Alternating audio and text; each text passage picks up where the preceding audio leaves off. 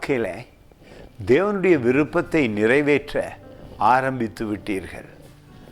உங்களுக்கு தேவனுடைய தயவு அளவில்லாமல் உண்டாகும்.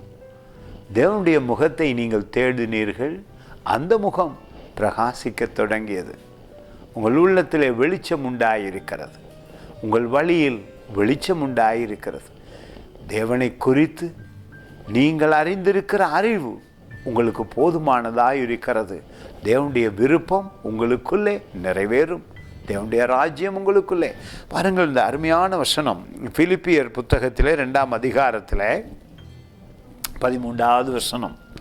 தேவனே தம்முடைய தயவுள்ள சித்தத்தின்படி விருப்பத்தையும் செய்கையையும் உங்களில் உண்டாக்குகிறவராயிருக்கிறார்.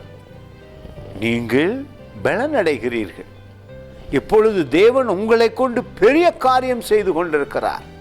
குடும்பத்தில் சமாதானம் உண்டாயிற்று, வாழ்க்கையில் சுகம் உண்டாயிற்று. காரணம், வாழ்வது நாம் அல்ல, கிறிஸ்து நமக்குள்ளே வாழ்கிறார்.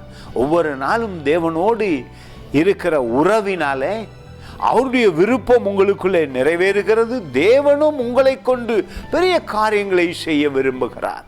நீங்கள் இப்பொழுது தைரியமுள்ளவர்களாக, தேவனுடைய விருப்பத்தை நிறைவேற்றுகிறவர்களாக பூமியிலே காணப்படுகிறீர்கள். தேவனுக்கும் உங்களுக்கும் உள்ள அந்த ஆழமான உறவை எந்த ஒரு காரியமும் பிரிக்க முடியாது. இந்த நாளிலே அவரோடு வாழ்கிற நீங்கள் பயப்படாமல் இருங்கள். உங்கள் தேவைகளை சந்திக்கிறார், உங்கள் மன விருப்பங்களை நிறைவேற்றுகிறார். அது மட்டுமல்ல, தேவனுக்கும் உங்களுக்கும் உள்ள உறவினாலே விருப்பங்கள் நிறைவேறப்பெற்று அதைவிட தேவன் உங்களை கொண்டு பூமியிலே நன்மை செய்வார்.